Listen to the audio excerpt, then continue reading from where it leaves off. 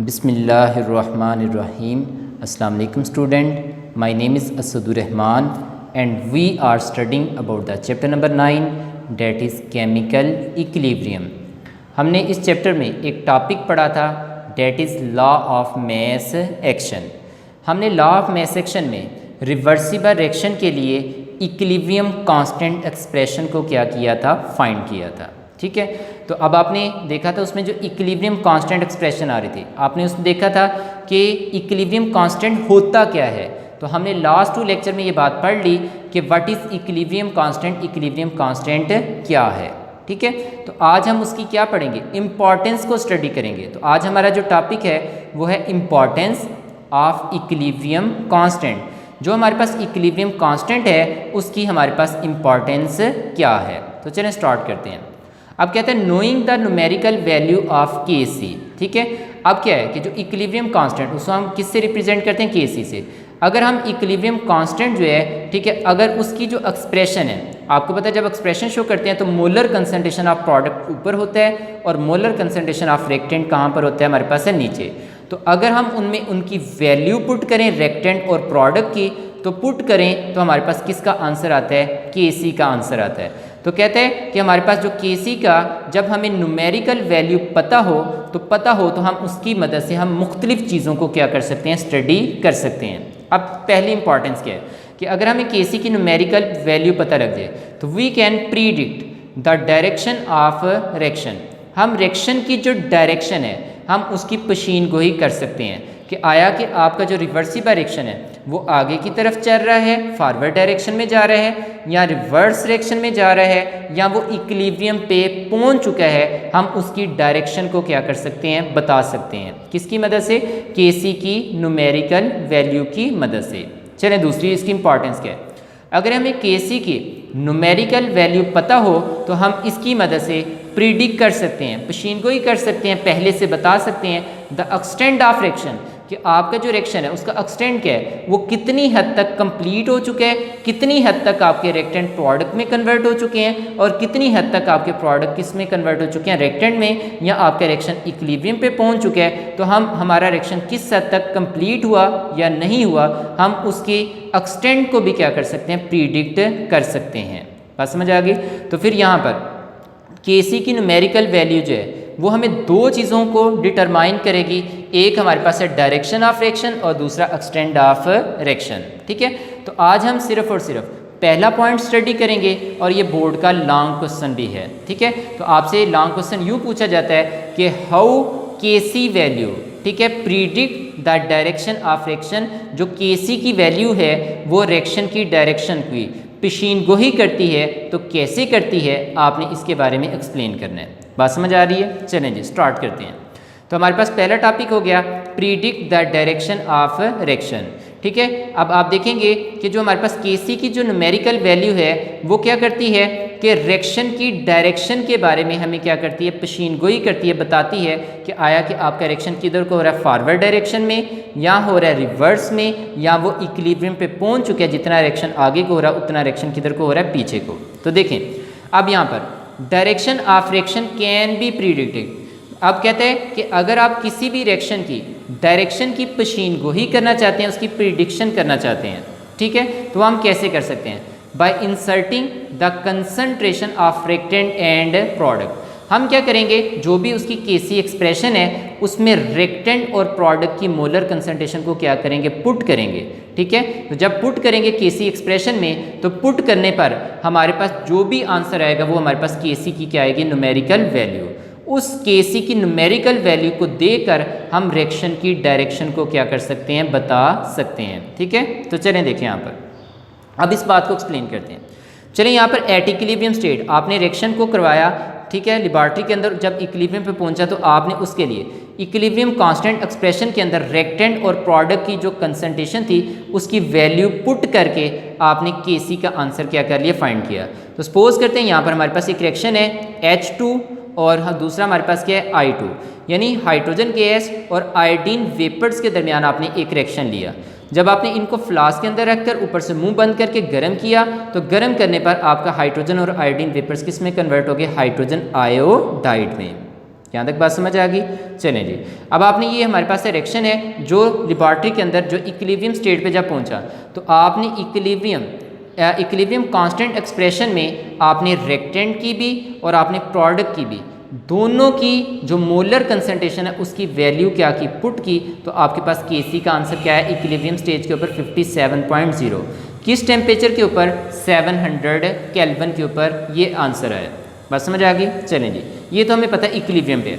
आप इसे दोबारा से रिएक्शन को करवा रहे हैं, ठीक है। अब जब रिएक्शन को आप दोबारा से लेबॉर्ट्री के अंदर करवा रहे हैं, देखिए एट एनी टाइम, किसी वक्त भी जब आप उस रिएक्शन को क्या कर लेते हैं, स्टडी कर लेते हैं। चलें ये रिएक्शन दोबारा करवाया, अब आपको नहीं पता कि रिएक्शन इक्विलिब्रियम पे पहुंचा है या नहीं पहुंचा। आपने रिएक्शन करवाने के थोड़ी देर बाद भी उसको स्टडी कर सकते हैं, ज़्यादा देर बाद भी स्टडी कर सकते हैं, आपको नहीं पता वो इक्विलिब्रियम स्टेज पे पहुंचा या नहीं। तो आप जब उस रिएक्शन को इक्विलिब्रियम के आपको नहीं पता एस्टेब्लिश हुआ या नहीं, बल्कि आप उसे किसी भी लम्हे क्या करते हैं, स्टडी करते हैं।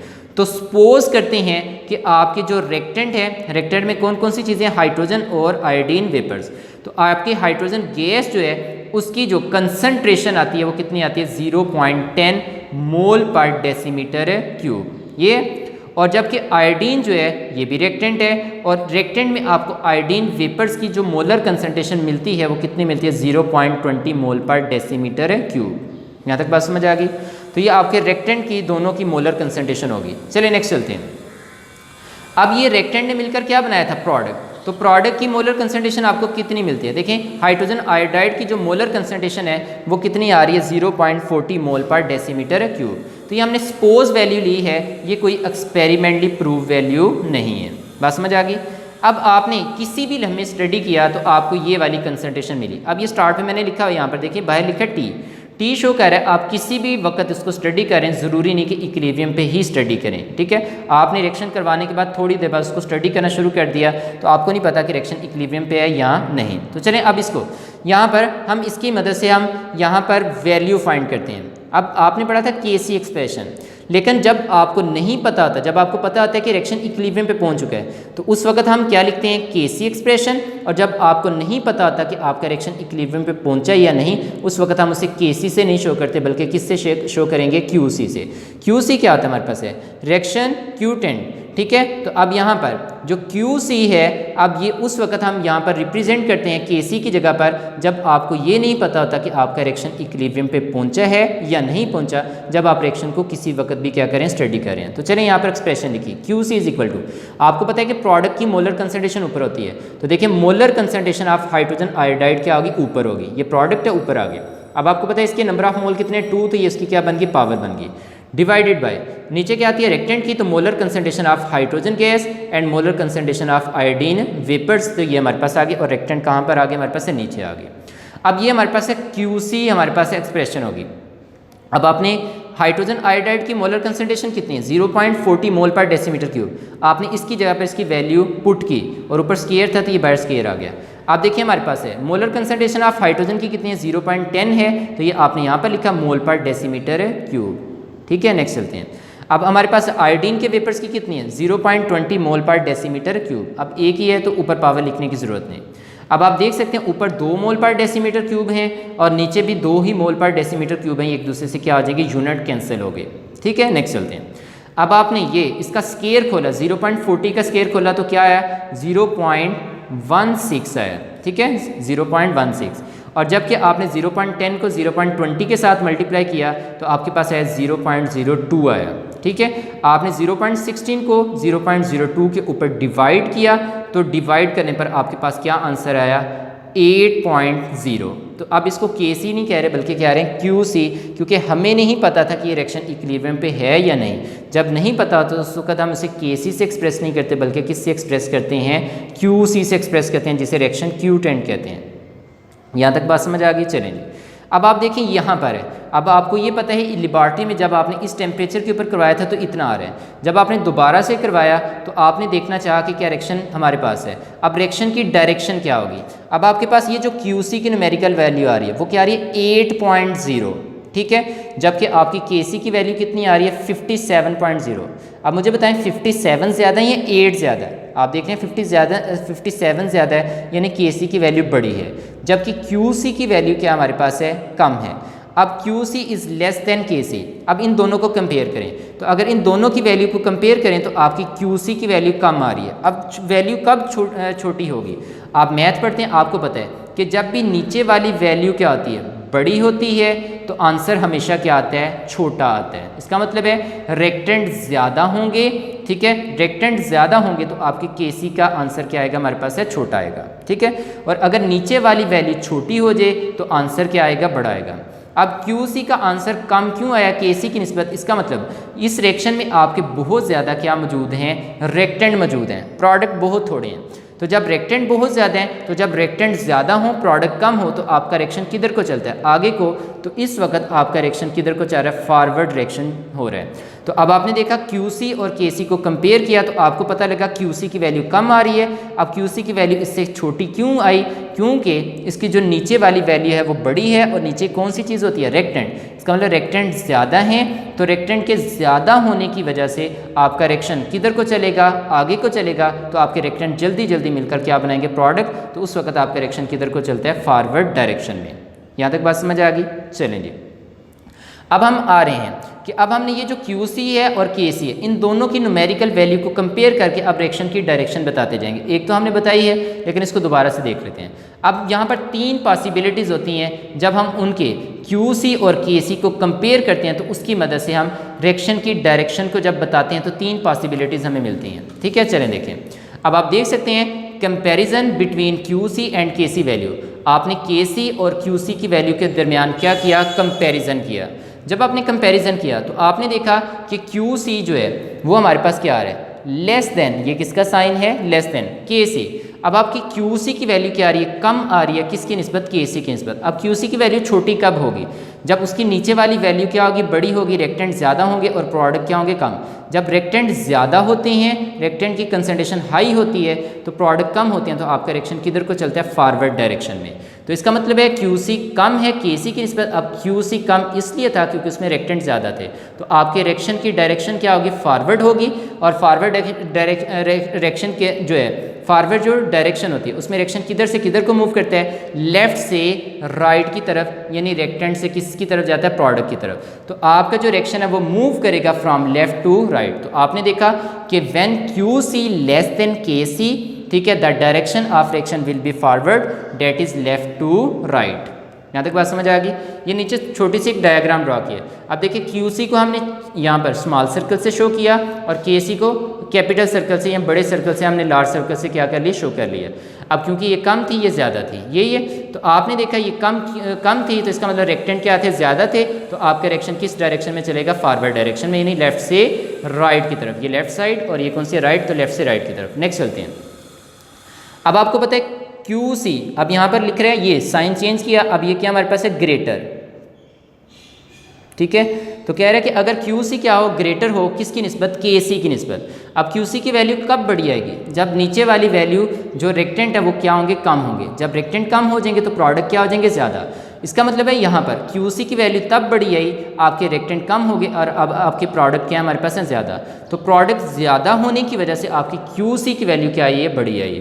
तो जब QC जो है इस KC की निस्बत क्या आ जाए, बड़ी आ जाए, तो इसका मतलब प्रोडक्ट ज़्यादा है। तो जब प्रोडक्ट ज़्यादा होते हैं तो आपके प्रोडक्ट जल्दी जल्दी मिलकर क्या बनाना शुरू करते हैं, रेक्टेंट। तो आज जब आपके प्रोडक्ट रेक्टेंट बनाते हैं तो उस रिएक्शन को नाम क्या देते हैं, रिवर्स। तो आपके रिएक्शन की डायरेक्शन क्या होगी, रिवर्स। और आपको पता है प्रोडक्ट इधर है, रेक्टेंट इधर है, तो प्रोडक्ट रेक्टेंट बना रहे हैं, यानी राइट से किसकी तरफ आ रहे हैं, लेफ्ट की तरफ। अब आप देख सकते हैं मैंने QC को बड़े सर्कल से शो किया और KC को क्या किया, स्मॉल सर्कल से शो किया। अब क्या है कि QC ज़्यादा है और KC क्या है, कम है। तो जब QC ज़्यादा होता है तो उस वक्त प्रोडक्ट ज़्यादा होते हैं, तो प्रोडक्ट ज़्यादा होने से आपके प्रोडक्ट जल्दी जल्दी रेक्टेंट बनाएंगे, तो आपका रिएक्शन पीछे को चलेगा, उस वक्त आपके रिएक्शन की डायरेक्शन क्या होगी, रिवर्स होगी। ठीक हो गया। चलें लास्ट पॉइंट, अगर आपकी QC और KC की वैल्यू दोनों इक्वल आ जाती हैं, तो इक्वल आती हैं तो इसका मतलब क्या है कि आपकी QC की KC की इक्वल इसलिए आई क्योंकि वहाँ पर रेक्टेंट और प्रोडक्ट की जो कंसंट्रेशन है वो एक दूसरे के कंपेरेबल हैं, करीब करीब हैं। तो जो डिवाइड करने पर आंसर आया QC का वो KC के क्या आ गया, इक्वल आ गया। तो इससे मुराद है कि आपका जितना रिएक्शन आगे को जा रहा है उतना किधर को जा रहा है, पीछे को।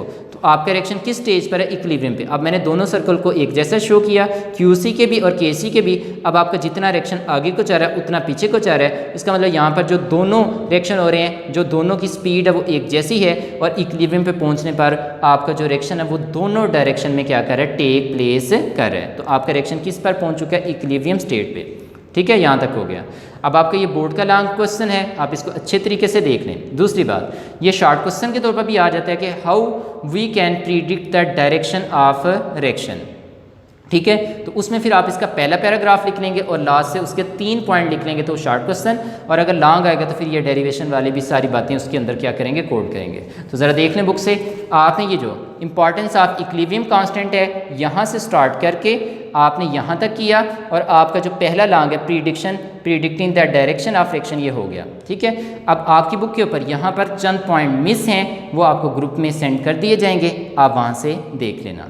ठीक है, तो यहाँ तक इस देख लें, अगर कोई चीज़ ना समझ आए तो पूछ लें।